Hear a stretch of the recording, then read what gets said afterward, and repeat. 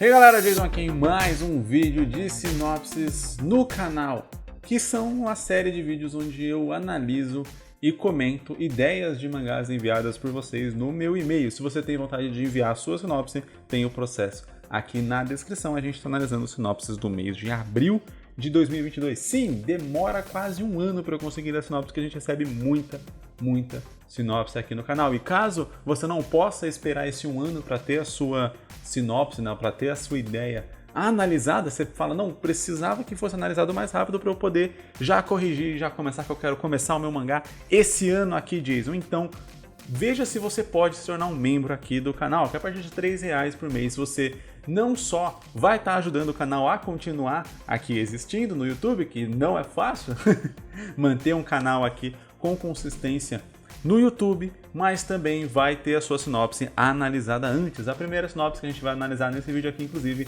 é a sinopse de um dos membros do canal. Então, quem é membro tem sua sinopse analisada antes, além de ter acesso ali a alguns vídeos extras e tal, e uns conteúdos interessantes ali que são disponíveis só para membros. E como eu disse, me ajuda demais aqui também. Então, se você puder se tornar membro, tiver aí R$3 disponível por mês, você está me ajudando muito. Inclusive, eu quero agradecer a todos os membros aqui do canal. Vocês ajudam demais o canal a continuar existindo. Muito obrigado mesmo. Parece pouco, você fala R$3, Jason, R$3, o que vai fazer e tal. O YouTube ainda fica com um pedaço desses R$3, fica com R$1 ali. Então, R$2, Jason, o que vai fazer? Mas quando a gente tem muitos membros, esses R$2 de cada membro já ajudam demais. Vamos começar então aqui com a nossa primeira sinopse. O nome dela é Parallax. Norvin e Raymond são irmãos que foram exilados de sua família por defender sua irmã Keira, que nasceu de uma relação proibida entre raças, sendo rotulada de bastarda. Sem outra escolha, eles são enviados por seu pai adotivo Raiden para a Skyline School, uma escola para mestiços. Enquanto navegam neste novo mundo, os irmãos devem enfrentar seus perigos e descobrir a verdade que está escondida dentro da escola. Apesar de suas dificuldades, eles juntos finalmente irão conhecer sua própria força e aprender o poder de defender o que é certo. Com coragem renovada, eles seguirão uma jornada para descobrir como o mundo realmente é, onde não existe poder da amizade. Eu tenho uma certa dúvida sobre essa história aqui. Eu gostei da premissa, porém eu não consegui encaixar essa premissa no restante da história ali. É aquele negócio que eu sempre falo sobre o objetivo do personagem. Então, o que o personagem está buscando ali? Aqui a gente tem o caso de dois irmãos que eles tentaram defender uma irmã bastarda, né? Ali. Eles supostamente seriam de raça pura, já que o lance da bastarda é ser essa união de raças, né? E aí eles são enviados para uma escola de mestiços, onde supostamente essa menina também estaria, porque ela é uma mestiça, só que eles não são. E aí beleza, até aí tava conseguindo pegar toda a ideia ali da montagem dessa temática. Porém, quando chega na escola e fala, vão descobrir a verdade escondida dentro da escola, isso me parece muito mais algo que o autor quer colocar na história, a vontade do autor de colocar na história que a escola vai ter algum mistério, do que algo que está diretamente relacionado com a história que vinha sendo construída, sabe? Dos irmãos. E quando, novamente, a gente muda para eles finalmente irão conhecer sua própria força e aprender o poder de defender o que é certo, a gente volta um pouco lá naquela temática anterior, o que me parece fazer mais sentido. Aí, com coragem renovada, eles seguirão uma jornada para descobrir como o mundo realmente é. Novamente, me pareceu ali talvez uma questão do autor, onde não existe poder na amizade. Me parece mais uma crítica do amor. Uma crítica do autor aos mangás do que algo que realmente se conecta com essa história. Então, algo muito mais ali relacionado com eu não gosto de mangás que tem poder da amizade e tal, então esse é o mangá que você vai ler que não vai ter poder da amizade, sabe? Me parece mais uma coisa assim do que algo que realmente, novamente, está relacionado ali com a história, porque nesse caso aqui, o poder da amizade, digamos assim, ou o poder de você fazer aquilo que você acredita que seja certo, o poder de você ajudar as outras pessoas, me parece estar muito relacionado com essa história. Então, eu entendo que existe o conceito do poder da amizade nos mangás, né? O clichê do poder da amizade de tipo, a gente conseguiu porque a gente é amigo, eu fiz isso porque eu tenho amigos e tal, e etc. E isso é tratado muitas vezes de uma maneira mega superficial que acabou se tornando algo negativo. Mas nessa história aqui, é aquele negócio que eu sempre tento falar. A gente precisa olhar certos clichês, olhar certos estereótipos, olhar coisas que já são vistas como demonizadas de uma maneira mais profunda e entender de onde aquilo vem. Para que a gente não exclua certas coisas de uma história que talvez aquilo fosse necessário só porque aquilo supostamente é dito como ruim pela sociedade ou foi usado como ruim. Durante as lives que a gente fez do evento do Zero ao Mangá, né, que infelizmente não estão mais disponíveis aqui, agora elas estão disponíveis como conteúdo extra e adicional dentro do Jornada do Mangaka BR. Então sim, se você se inscrever no Jornada do Mangaka BR, você não só vai ter ali acesso a mais de 60 aulas focadas e exclusivas ali na criação, produção e publicação do seu mangá, mas você também vai ter acesso aos eventos que acontecem aqui no canal, né? Então fica lá como um módulo à parte para você conseguir acompanhar esses eventos e tal, e ir se aprofundando cada vez mais na criação do seu mangá. No primeiro dia na primeira live, né, eu comentei sobre o termo mindset que foi estragado pelos coaches. O termo mindset originalmente ele tinha a função, né, a ideia dele era estabelecer que a gente tem uma mentalidade sobre as coisas, uma visão sobre as coisas, e nem sempre essa visão ela é a visão que melhor, vamos dizer, ajuda a gente a conseguir aquilo que a gente quer conseguir. Então a gente tem uma visão de preconceito, etc. E essas coisas elas acabam meio que minando a nossa própria vida, a nossa própria visão de mundo, as coisas que a gente tem vontade de fazer. Então a visão, por exemplo, fala, eu queria ser mangaka, mas eu não sei desenhar, logo eu não tenho como fazer um mangá porque eu não sei desenhar. Isso é uma visão negativa porque você poderia ver, é só eu aprender a desenhar, é possível eu aprender a desenhar, então eu posso tentar aprender. É possível fazer um mangá e talvez fechar uma parceria, é possível contratar um desenhista. Sabe? São pontos de vista diferentes. Então, o mindset nada mais do que seria meio que um ponto de vista sobre uma determinada coisa. E mudar o seu mindset, que é o termo que ficou estragado, porque sim, realmente, vários coaches usaram isso de uma maneira errada, de uma maneira zoada. Isso foi sendo propagado de uma maneira completamente sem sentido, a ponto de que virou um termo taxado como algo ruim. E a mesma coisa se aplica aqui ao tal do poder da amizade. O poder da amizade virou algo que foi usado à exaustão de maneiras muito ruins em vários casos e acabou sendo taxado. Porém, aí é aquele convite. O que esse poder da amizade queria dizer? Qual que seria o objetivo do poder da amizade dentro de uma história? Seria mostrar de que o indivíduo sozinho ele tem um certo nível de capacidade e o indivíduo, quando ele está cercado de outros indivíduos com o mesmo objetivo, eles têm uma capacidade muito superior. Logo, estar perto de outras pessoas que são boas, que partilham das suas visões, partilham dos seus valores e partilham do seu próprio objetivo, ali vai te ajudar a chegar muito mais longe. Então, isso é uma visão ruim? Você fala, não, Jason, é legal pra caramba essa ideia. Então, por que o poder da amizade é algo ruim, entende? Então, é como você trabalha e não só taxar alguma coisa, como tipo, isso aqui tá na caixinha do ruim, isso aqui tá na caixinha do bom, isso aqui tá na caixinha do ruim, isso aqui tá na caixinha do bom. Isso faz com que a gente faça histórias extremamente genéricas, porque a gente vai acabar usando, só que se isso aqui na caixinha do bom, então eu vou fazer. E é exatamente usar uma coisa boa de qualquer jeito que faz aquela coisa se tornar algo ruim. Não é que aquela coisa é intrinsecamente boa, aquela coisa é intrinsecamente ruim. Se você pega uma coisa que parece ruim em uma história e coloca na história certa e trabalha bem aquilo pode ser excelente. Da mesma forma que pegar coisas boas e trabalhar de qualquer jeito, trabalhar de uma maneira ruim, torna aquelas coisas clichê e elas acabam se tornando taxadas, como é o caso aqui. O que eu diria aqui nessa história é que dá para colocar, sim, uma visão ali sobre algum mistério na história, na escola, etc. Algo desse tipo, mas que sempre se mantesse atento muito na história que quer ser contada. E aqui o que me pareceu é exatamente uma história sobre preconceito e sobre defesa do que é certo, apesar das consequências que aquilo pode gerar. Quer dizer, os irmãos, eles eram raça pura, eles não tinham que estar sofrendo nada daquilo que eles estão sofrendo e passando na história. E o fato de serem dois pode até a gente usar eles como contraponto um do outro. Então, enquanto um é mais firme ali nas suas decisões do tipo, não, a gente ajudou, ela é nossa irmã, ela tem o nosso sangue, ela é filha do nosso pai, tá certo ajudar, a gente tá aqui, todas essas pessoas não têm culpa de estarem aqui, então tá errado tudo o que acontece, todo esse preconceito da sociedade está extremamente errado. Um pode ter essa visão, enquanto o outro pode acabar se culpando, tipo, eu acredito nisso, mas talvez eu não devesse ter feito isso, porque olha onde me gerou, olha as situações que tá acontecendo com a gente, olha os problemas que a gente está passando e que a gente não precisava passar. E esses pontos de vista dos personagens podem mostrar para o leitor os pontos de vista diferentes desse tema, de vale a pena você fazer o que você acha certo, mesmo que isso gere consequências negativas para você. Isso é um tema muito interessante para ser trabalhado e que dá para ser abordado nesse mangá de uma maneira excelente, porque todo mundo ali é vítima meio que de um preconceito da sociedade e eles ali podem até acabar tendo uma certa visão de preconceito também por conta da sociedade, um pouco daquele lance de racismo estrutural. Se a gente fosse tentar trazer esse contexto mais mágico para o nosso contexto do nosso mundo mesmo, seria como numa escola de negros, chegassem dois alunos brancos ali e eles foram jogados naquela escola porque teve um filho ali, né, do pai com a escrava, que acontecia bastante na época da escravidão aqui no Brasil. E sei lá, eles defenderam ela e aí foram meio que deserdados, etc. E foram jogados numa escola de negros. Então daria pra gente conseguir fazer essa mesma história com a crítica social muito mais direta e relacionada com o nosso mundo. Então eu acho que é ter essa visão que poderia ter essa visão de como seria essa história transposta para o nosso mundo, que poderia dar a profundidade dela no mundo mais mágico, onde você tem essa fusão de raças mágicas, etc., os mestiços e coisa do tipo. Eu acho que dá para trabalhar uma história muito, muito profunda, mas é importante pensar o que a história precisa e não necessariamente a gente olhar, tipo, o que eu não quero que ela tenha, eu não quero que ela seja mais do mesmo, eu não quero que...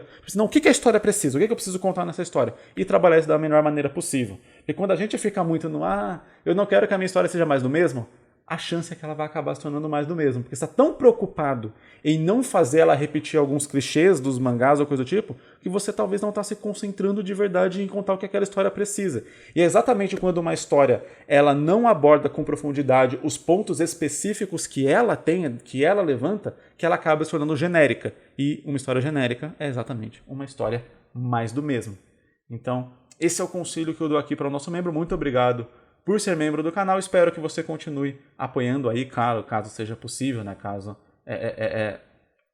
você queira, continue apoiando porque ajuda demais mesmo eu já tendo lido a sua sinopse e futuramente a gente pode ler outras sinopses ou até, se você quiser algum dia refazer essa sinopse aqui e remontar mais focada ali nos objetivos dos personagens ou entendendo melhor a história que você quer contar, né? Espero que essas dicas tenham ajudado de alguma forma. A gente traz e analisa de novo num futuro. E se você quer ter essa sinopse lida aqui novamente, tem o botão Seja Membro. Deixa eu te dar um recado aqui rapidão. Você sabe, talvez, se você acompanha esse canal, se me acompanha lá no Instagram, que eu trabalho fazendo mangás por encomenda, ilustrando mangás para outros autores, né? Pessoas que às vezes não aprenderam desenho ainda ou não estão satisfeitos com o seu desenho, querem fazer o seu mangá e me contratam como ilustrador para fazer esses mangás. Um dos mangás que eu faço por encomenda, chamado The Legend of Sparks, está atualmente em campanha no Catarse e você pode apoiar e adquirir o seu na descrição aqui do vídeo. E vê aqui como é simples fazer o seu apoio. E eu vou aqui garantir o meu. Vamos lá. Eu quero aqui o volume impresso. Exemplar impresso, marcador de página e nome nos agradecimentos, pacote 2. Apoio completo aqui. Está feito. O meu apoio, faça o seu também. Então só ir aqui no link da descrição, você vai abrir lá a campanha do Catarse, você pode fazer o seu apoio lá para poder adquirir e ter um mangá que é um dos mangás que eu faço por encomenda, então tem arte minha e o roteiro do autor Arlen dos Reis, link aqui na descrição. Próxima sinopse, o nome é Representante do Multiverso. Tem a versão aqui do nome em japonês e eu diria pro autor só usar o nome da versão em japonês se você for postar num site internacional ou em japonês, né? Se for postar em sites brasileiros ou publicar no Brasil, eu usaria o nome Representante do Multiverso. Pode até fazer um lance legal com o logotipo ali, colocando Representante do Multiverso na frente e escrevendo em japonês atrás e tal, numa pegada meio Yu-Gi-Oh!, sabe? Você tem escrito Yu-Gi-Oh! E você tem uns kanjis ali atrás. Eu acho que poderia ficar interessante ali, mas não usar o nome diretamente por várias questões aí que a gente já mencionou em vários vídeos aqui no canal. Enfim, nós acompanhamos o protagonista Kiryu. Eu acho que esse nome não existe em japonês. Kiryu, esse KR não existe. Seria ou Kiryu, alguma coisa assim. Aí poderia existir. Ou sei lá, Karyu, ou alguma coisa assim. Na língua japonesa não tem esse som Kri junto assim. É um som nosso. Enfim. Kiryu Katsu, ou só Katsu. Katsu já tem, enfim. Um menino muito... Quer dizer, aqui poderia ser só uma abreviação. Seria Kiryu mesmo o nome dele e tal, mas mesmo assim no Romaji, né, que é a escrita em caracteres romanos da sonoridade dos caracteres japoneses. Enfim, ainda assim seria Kiryu. Teria que colocar o I ali, por exemplo. Oi? Kuriyu? Poderia ser Kuriyu também. Começando com Ku ali. Kuriyu. Kuriyu poderia ser. Mas daí teria que ter o aqui de qualquer modo. Enfim. Um menino muito alegre, mas perde a cabeça rápido. É inteligente, frio e calculista. Se ele é frio, ele não perde a cabeça rápido. Você perde a cabeça rápida quando, sei lá, tipo, alguma coisa te irrita e você já fica muito bravo e tal. Se ele é frio e calculista, ele não perde a cabeça rápido. Então, sabe, alegre perde a cabeça rápido, mas é frio e calculista, me parece contraditório. Vai ser muito difícil trabalhar com um personagem que seja assim. Eu dividirei em dois nesse caso aqui, pra gente conseguir trabalhar melhor e expor melhor as características daquele personagem. Porque pra mim parece realmente pontos bem opostos, sabe? Tipo, ele é introvertido e extrovertido. Então, como que a pessoa pode ser introvertida e extrovertida ao mesmo tempo? São opostos. Então, como que a pessoa pode ser alegre e fria, perder a cabeça rápido, mas ser calculista e frio novamente? Ele pode ser alegre, perde a cabeça rápido e ser inteligente. Ele pode ser inteligente, frio e calculista. Ele pode ser inteligente e calculista, mas perde a cabeça rápido.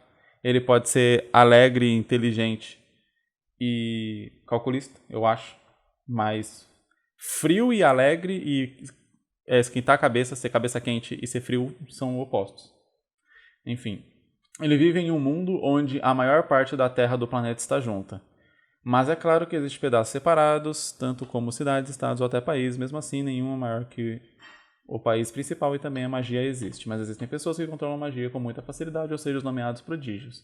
Com pensamentos maiores prodígios da magia foram compondo o conceito dos magos anciões, criaram uma instituição, a chamada Escola de Prodígios, que ensina coisas avançadas sobre magia. Quando o Katz estava indo para a escola, enquanto seu melhor amigo, Guts, ele está contando já o começo da história, né? Não a sinopse. Seu melhor amigo, sonho, blá, blá, blá, blá, blá. Então vamos lá, fazendo um resumo aqui da história. Eu entendi agora de onde que vem o inteligente, frio e calculista, e antes ele era meio cabeça quente. Ainda acho que trabalhar com um personagem com esses dois extremos assim é muito complicado, mas eu entendi que a ideia é que os acontecimentos iniciais da história iriam mudar o personagem. Então ele começa sendo alegre e talvez mais cabeça quente. Aí seria... Então, aqui tem um caso que é tipo assim, a gente está moldando o personagem à vontade do autor. E é o negócio que eu falei na sinopse anterior, né? Que tipo, os mistérios da história me parecem muito mais que algo que o autor quer colocar ali, porque ele quer que a escola tenha alguns mistérios que ele pensou e tal, do que são necessários para a história que estava sendo desenvolvida. Novamente, não tem um problema a escola ter mistérios ali, o problema é quando isso parece ter um papel maior do que ele tem. A história parece ser outra coisa e aquilo parece desempenhar um papel maior. Tudo bem ter mistério e principalmente é interessante tentar encaixar esses mistérios na trama ali central que está acontecendo, no objetivo principal dos personagens. Que por sinal na sinopse anterior ainda ficou meio assim, quais seriam os objetivos, quais seriam os caminhos que os personagens iriam seguir. Mas enfim, vamos, né, virar a página, deixar outra sinopse anterior, mas eu quero dizer aqui porque me parece que está acontecendo exatamente a mesma coisa. Quer dizer, o autor precisa que o personagem ele perca a cabeça para que ele possa ser dominado por esse demônio e os eventos iniciais da trama desencadeiem. Só que o personagem mesmo que ele queria desenvolver, que ele queria trabalhar, que ele quer que seja o protagonista, é um personagem cheio de ódio que seria inteligente, frio e calculista. Logo, ele está moldando o personagem às ideias que ele tem para a trama. E eu diria que o mais interessante é sempre a gente fazer essas duas coisas de equilibrada, mas é um pouco difícil equilibrar. Então, eu moldaria a trama às necessidades do personagem, porque aí a gente torna o personagem mais humano e mais complexo, né? Então, porque vamos lá, na nossa vida, né? Se você é uma pessoa introvertida, a sua vida ela é meio que ditada pelo fato de você ser uma pessoa introvertida. Quer dizer, você vai ter geralmente menos amigos, menos pessoas que você conhece. Talvez as pessoas que você conhece, você vai ter uma amizade muito mais sincera e muito mais profunda, mesmo que talvez das outras pessoas não enxerguem isso, mas para a pessoa introvertida talvez isso vai ser, porque ela vai dar mais valor por aquelas poucas amizades que ela conseguiu conquistar, já que é tão árduo para ela conquistar essas poucas amizades. Então são amizades que ela vai tender a levar por muito mais tempo, enquanto outras áreas da vida dela vai ser muito mais difícil, como conseguir um emprego, enfim, entre outras coisas que geralmente necessitam que você vá e converse com os desconhecidos, que acabe conhecendo novas pessoas. Quando você consegue um emprego, é difícil também se estabelecer naquele emprego ou crescer naquela carreira, porque também é difícil você ter os contatos e meios necessários ali, né? Se aproximar do chefe, etc. Todas essas coisas que são necessárias para que você cresça numa carreira. Então, toda a sua vida, ela é ditada por quem você é, e não você é ditado por toda a sua vida. Claro, todo o papel da sociedade ali, do seu entorno, muda quem você é também, mas te muda geralmente gradativamente e não de uma hora para outra. Então, uma pessoa que é introvertida, mesmo que ela seja colocada num ambiente onde ela é obrigada a conversar com mais pessoas, etc., ela não vira introvertida no dia seguinte. Ela vai ali primeiro sendo muito difícil ali para ela, sofrendo muito, e aí aos poucos ela vai conseguindo se soltar mais, se soltar mais, se soltar mais, até que com o passar do tempo ela vai se tornar uma pessoa extrovertida. E quando a gente está fazendo uma história, o nosso objetivo é que a história ela pareça crível, ela pareça real. Então, quando a gente cria o nosso personagem, é interessante que a gente crie situações que são condizentes com a personalidade daquele personagem. Ou se a gente, novamente, joga ele em situações que não são condizentes com aquela personalidade, que a gente tem essa personalidade bem estabelecida para entender como que ele vai reagir àquelas situações que a gente está jogando ele, né? No caso, quando a gente está criando uma história, a gente é Deus. A gente cria a pessoa, a gente cria a personalidade da pessoa e a gente cria as situações que aquela pessoa vai passar. Só que uma coisa a gente não pode criar ao seu bel prazer, que é como aquela pessoa vai reagir àquelas situações. Uma vez que a pessoa está criada, a pessoa, o personagem, e uma vez que as situações estão criadas, e quando a gente choca isso, a reação ali, ela acontece de maneira espontânea. O que eu quero dizer com isso? Novamente, se você criou um personagem introvertido e você jogou ele numa situação onde tem muitas pessoas, qual que é a reação que essa pessoa vai ter? Você não vai criar essa reação está estabelecida. Um personagem introvertido e uma situação onde tem várias pessoas e que ele precisa interagir, isso vai gerar um atrito, o personagem vai sofrer para fazer aquilo, ele vai tentar escapar dessa situação, ele vai se forçar e vai dar errado, ele vai ficar pensando muito antes de conseguir falar alguma coisa, enfim, você tem várias situações que estão prontas ali por como o mundo funciona, e isso é a verossimilhança da história, fazer com que a história pareça fazer sentido.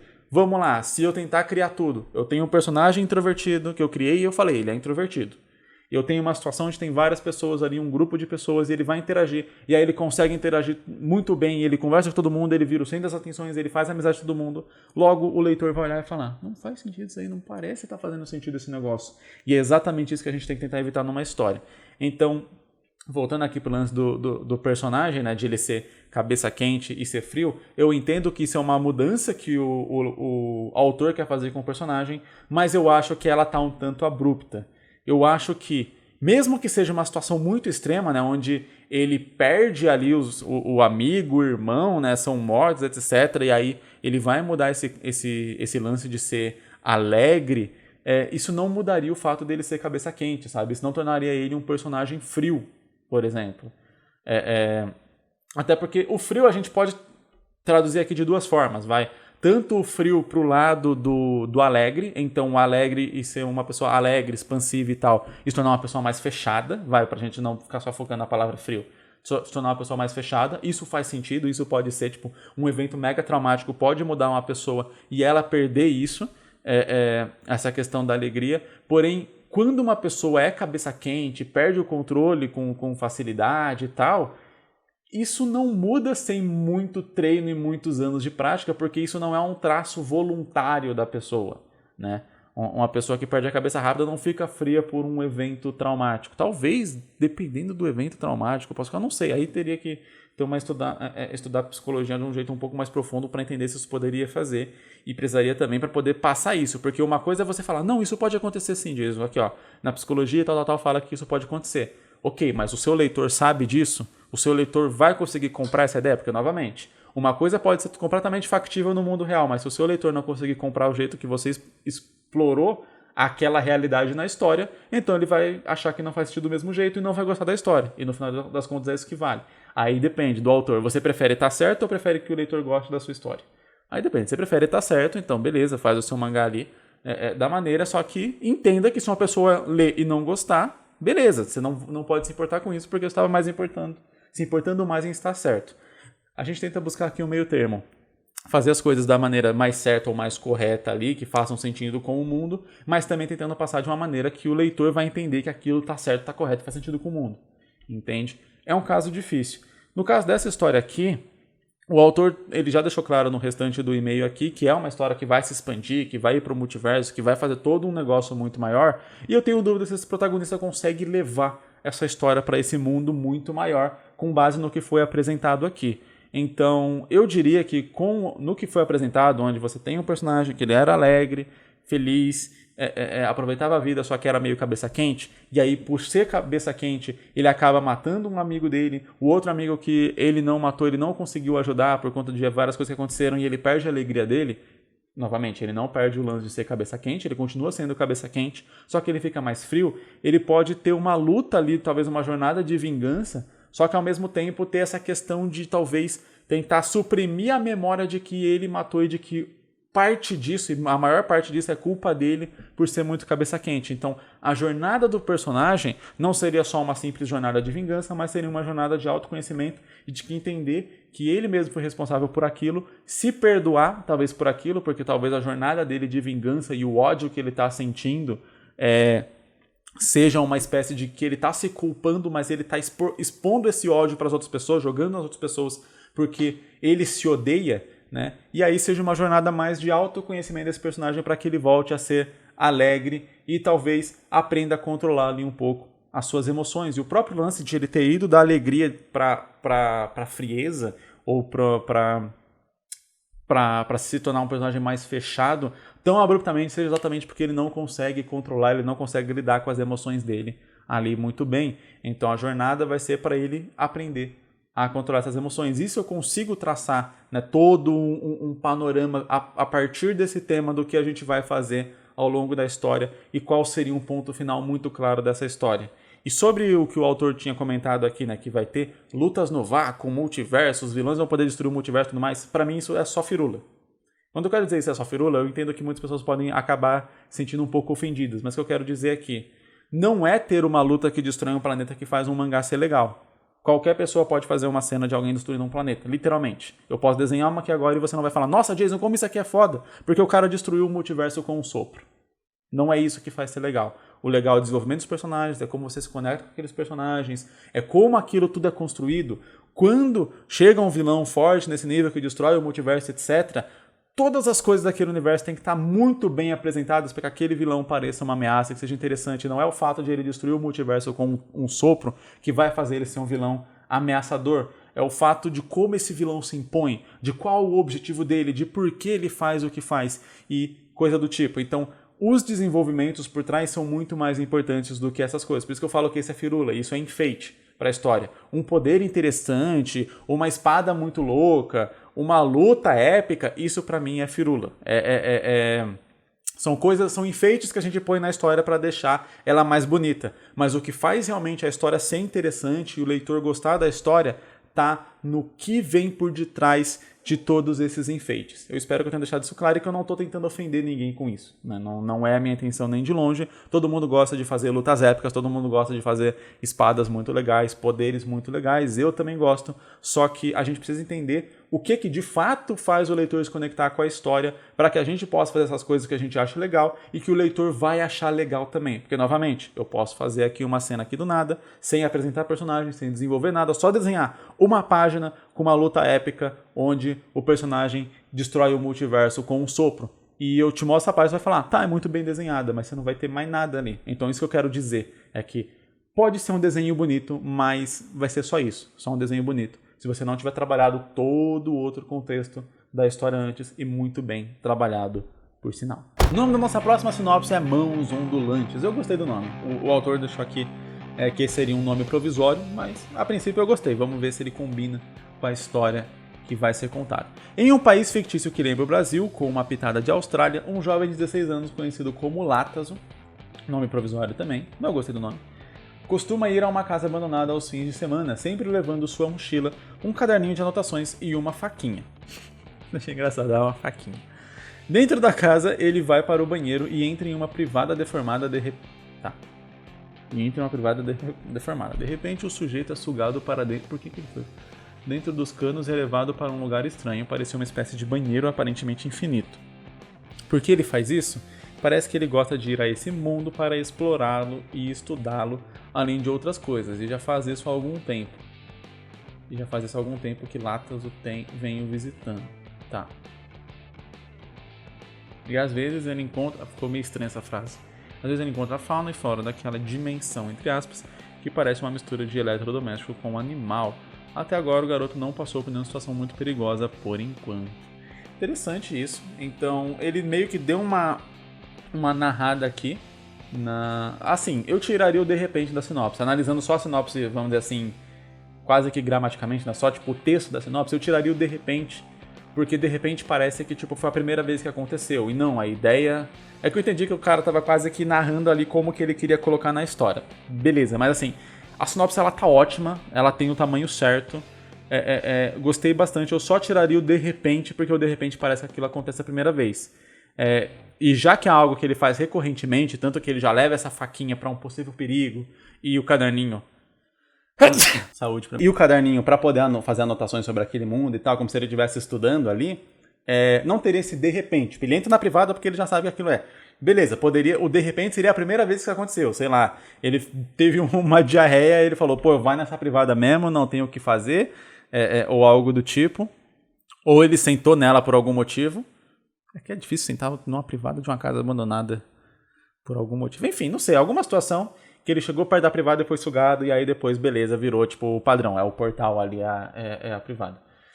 Achei interessante a ideia de ele querer estudar, algo assim, de ele ir anotando, porque o lance dele ir anotando e ele ser o personagem sozinho meio que cria ali uma função narrativa interessante, que é a função de explicar o que está acontecendo e explicar o que ele está vendo. Uma vez que ele está realmente fazendo um estudo sobre aquela nova dimensão, entre aspas, né? O próprio autor colocou dimensão entre aspas aqui, o fato de ele estar anotando aquilo serviria como um diálogo com o leitor, então seria como a própria narração da história. Né? Então o personagem está narrando ali o que está acontecendo, o que ele está vendo, o que é aquela dimensão, e o que ficaria parecendo um diálogo expositivo, já que ele está sozinho, seria ele anotando ali, e essas anotações seriam o que o leitor está vendo como uma narração para entender a história. Não sei se ficou muito claro, mas seria tipo ele falando, eu entrei aqui e tal, aconteceu isso, tem isso aqui, tem um bicho que ele é estranho, ele é assim, assado e tal, eu tô procurando ele ou algo assim. Isso seria ele anotando. Poderia até talvez tirar o caderninho e colocar um gravador ou algo do tipo, e aí o personagem vai falando com o gravador, e ao invés de ter uma narração ou algo assim, ou uma cena mostrando o caderno pra gente poder pegar uma narração e entender mais a história ali, seria realmente o personagem andando e narrando e falando essas coisas. E aí eu achei interessante porque a gente já tem aqui o ponto de virada do porquê a gente está acompanhando essa história agora. Porque é aquilo que eu sempre falo, né? Quando a gente está contando uma história, a gente está contando ela por um motivo. E geralmente o motivo é porque ela aconteceu alguma coisa que mudou o padrão, que mudou a rotina, que mudou o cotidiano ali, né? Então, se o cotidiano desse personagem é ir para essa casa abandonada, entrar na privada, ir para o mundo, explorar esse mundo, anotar o que ele explorou, voltar para casa, jantar, tomar um banho, porque ele entrou na privada, e então nessa ordem, né? Então, tomar um banho, jantar, enfim, etc, e depois voltar para aí, esse é o normal. Por que a gente estaria contando essa história se esse é o normal para esse personagem? Porque acontece alguma coisa de diferente nesse momento, nesse tempo ali, que seria alguma coisa talvez perigosa, já que a sinopse termina com até agora o garoto não passou por nenhuma situação muito perigosa, por enquanto. E aí talvez seria uma situação perigosa onde ele talvez não conseguisse sair, não conseguisse fugir, ele teria que se virar ali dentro com seu gravador e sua faquinha. E talvez foi quando ele pudesse, sei lá, vai para encerrar a história, eu consigo imaginar muito encerrando a história, ele, sei lá, destruindo a privada para que ninguém mais entre, já que tem alguma coisa muito ali. Não só para que ninguém mais entre, mas talvez para aquilo que ele viu ali não saia. O autor deixa aqui numa nota que ele quer explorar o conceito de backrooms. Backrooms é uma creepypasta que falaria que existe uma espécie de dimensão, né, ao lado da nossa, que teria essas salas. Eu acho que, se não me engano, é separado em andares também. Não lembro se é só salas ou seria em andares. Seria tipo, backrooms é tipo a parte de trás. Seria como se a nossa vida fosse um estúdio de cinema e existisse a backroom. A backroom seria a parte do estúdio mesmo, né? A nossa vida é a maquete montada para fazer o filme, enquanto existiria o estúdio por fora, que seria uma dimensão à parte que a gente poderia acessar. E basicamente elas são salas infinitas e tal. E eu não lembro agora, mas eu acho que tem andares também. E aí tem andares que são mais tranquilos, e conforme você vai indo para outros andares mais profundos, ou mais para cima, não lembro, você iria ter bichos, iria ter essas coisas aí, iria para cenários mais perigosos. E eu acho muito interessante esse conceito para ser explorado e abordado aqui. Talvez não dessa maneira filosófica, onde a nossa vida é um teatrinho e o palco e todas as outras coisas estão numa dimensão paralela. Eu acho que, beleza, dá para abordar, mas não precisa ser um negócio tão assim. O protagonista pode chegar a pensar sobre algo assim em algum momento e falar na história. Talvez não focado muito nisso, já ele está estudando ali, então ele pode ter suas suposições do que seria aquilo. Mas eu acho que seria incrivelmente interessante se a gente não... Se a situação perigosa que fosse apresentada ali não fosse revelada 100% pro leitor. Então não fosse tipo, um monstro gigante com cara de caveira que persegue ele. Mas fosse tipo assim, ele começa a ver algumas coisas estranhas. Tipo, sei lá, por exemplo, tem um animal aí que parece um eletrodoméstico. Esse animal aparece de verdade e ele não é perigoso a princípio. Porém, ele vê alguma outra coisa e essa coisa parece, tipo, sei lá, ele vê um pedaço de alguma coisa muito maior, de algum monstro muito maior ou algo assim. E aí ele percebe que esse monstro tá meio que indo atrás dele ou algo assim, ele começa a ficar com medo, vai se escondendo, ele se perde nisso daí porque, sei lá, tá vendo no caderninho dele tinha um mapa. E aí ele acaba derrubando o caderno fugindo ou algo assim. E aí ele perdeu o mapa, ele tem que achar a saída, e aí toda hora ele vai indo e vai vendo tipo, pedaços desse monstro, dessa criatura, e aí o próprio leitor vai construindo também esse medo e tal, essa tensão, que eu acho que poderia ir para uma pegada mais de terror, até o ponto onde ele consegue de fato escapar, e aí destruir talvez o vaso ali para que ninguém mais entre ali dentro, ou aquele troço que tá ali não saia para a dimensão dele, seria excelente. Eu acho que seria um final muito da hora. Eu gostei da história, de verdade. Nossa última sinopse não tem título. Um jovem garoto acaba rompendo um selo infernal e acaba libertando 6 demônios do submundo e recebe poderes sobrenaturais do próprio demônio. Tá, ele libertou 6 e o líder, digamos assim, o tinhoso de verdade, o Chan, mochila de criança, deu o poder para ele, carinhosamente chamado de Sr. Lúcio. Legal. Onde domina uma forma demoníaca de musculatura bem definida e avantajada para que possa enfrentar esses demônios e pagar sua dívida com o diabo. A ideia é que o quadrinho se finalize em pelo menos 10 capítulos e que seja uma história curta que possa ser lida de forma rápida, como na escola, caminho de trabalho, etc. Ok, 10 capítulos é viável. Tenho que lembrar que eu levei 5 anos mais ou menos para fazer 29 capítulos de Hooligan. Cada capítulo com 20 páginas. Então depende muito, né? 10 capítulos é viável dependendo muito ali da sua velocidade de produção. Gostei da ideia simples. Acho que dá pra pegar naquele estilinho bem mangá, onde o Sr. Lúcio não é um demôniozão e tal, mas talvez uma coisinha fofinha, parecida com o Lúcio ali do Um Sábado Qualquer, ó. Tá aqui, ó, o Lúcio. Eu tenho a pelúcia do Lúcio aqui. Eu acho que seria bem interessante.